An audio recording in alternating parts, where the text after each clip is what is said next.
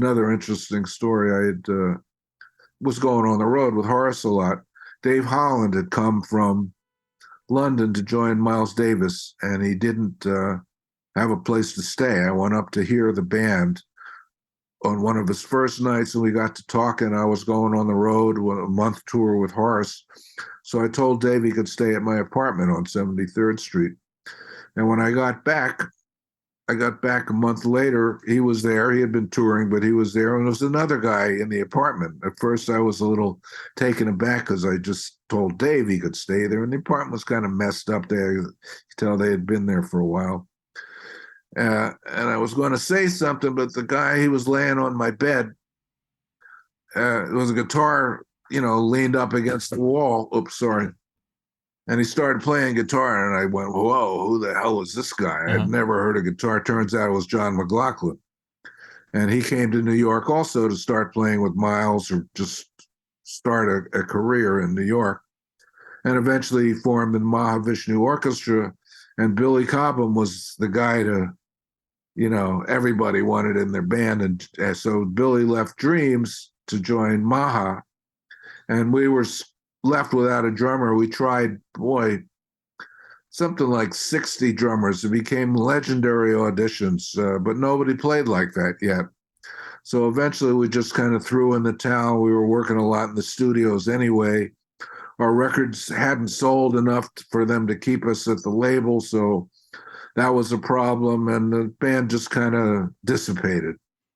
And I spent the next few years not only in the studios, but time was the Mahavishnu Orchestra didn't last that long, but they became really popular, really famous, particularly Billy in the band. So he started his group. He had a hit record called Spectrum, his first LP, where he wrote all the music.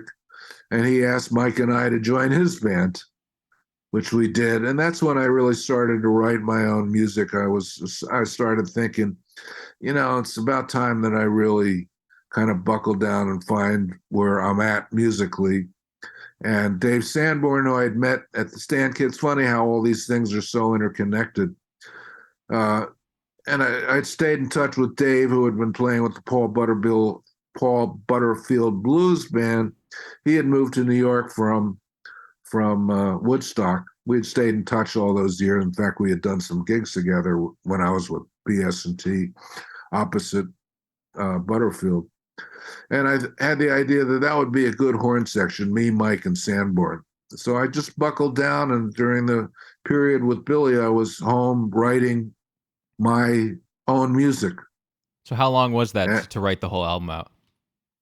Well, that took a good year and a half, I think, something like that. It was slow going. Was self-taught as a composer. I was self-taught basically as a pianist, but I could get around on keyboards and the piano, and I bought a clavinet, and I would just play and record everything on cassettes. I didn't have a 4-track yet, and came up with things like that became known as some skunk funk and squids and Sponge on what became the first Brecker Brothers record. And that's another interesting story. A lot of these I've told before, but I was just getting ready. We had it was an outgrowth of Dreams, a rehearsal band, a jazz rock rehearsal band. By then, Will Lee and Grolnick and Chris Parker, a great drummer, who played on the first record and was in the original Brecker Brothers band, lived in it wasn't really a loft, but they lived in the same apartment building. So we'd go over there, Mike and I, and rehearse. Grolnick was writing music. Steve Kahn, whom we had met on guitar, was writing. And we just get once or twice a week. It was great because I could hear the stuff I was writing. I had been intending to do a solo record, really, because I was writing all the music. And got the music pretty tight, and I got a call from a guy named Steve Brecker, who had just signed a production deal with Clive Davis, who we knew already from Dreams. He had signed us to Columbia.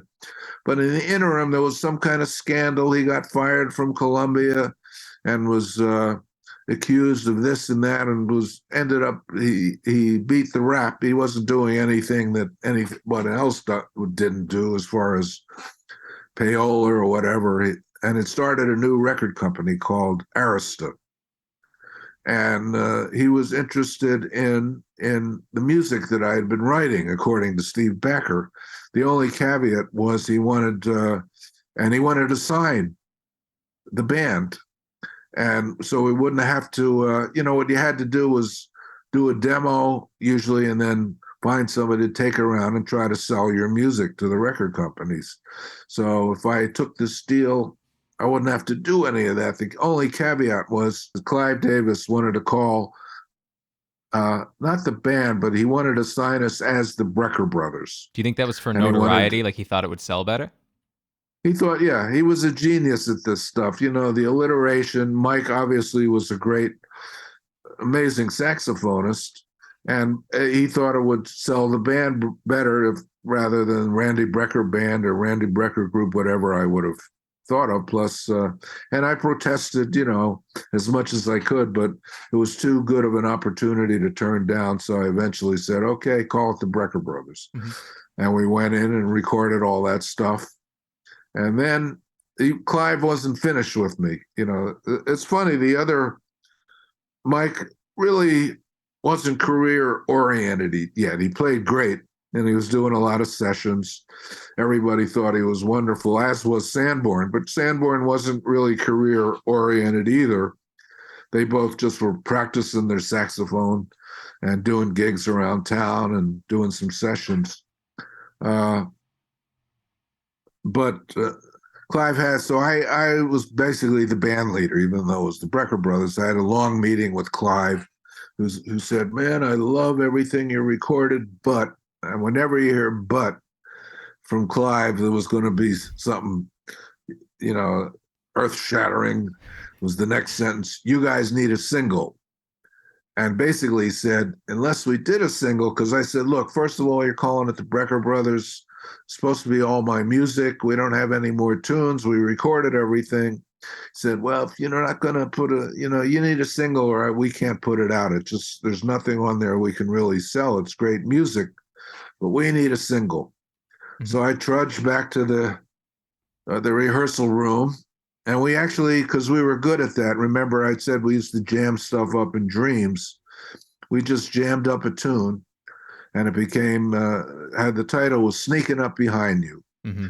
Everybody contributed, I still have the cassette. It took about 4 hours. Everybody had little ideas, and we were best friends, so there was no negativity in the room. We were really good at just accepting other ideas. So the 7 or 8 of us figured out this tune.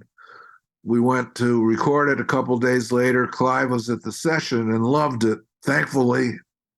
And that tune became a hit, got up to number 2 on the R&B, or whatever they called them back then, the R&B charts or the urban charts. As a result, the record sold. He was right. The record, I figured, the record, most, even jazz rock records, you would sell maybe 5,000 copies, if we hadn't had the single on there. I was kind of doing it as a hobby because we were so busy in the studios. Next thing we know, this thing is a hit, and the record got up in the top 40s of the top 200 albums and was selling like 100,000, 150,000. We were in shock. So I learned never to argue with Clive, just let him do whatever he wants. And that's how the band really got started and got popular, was all his genius.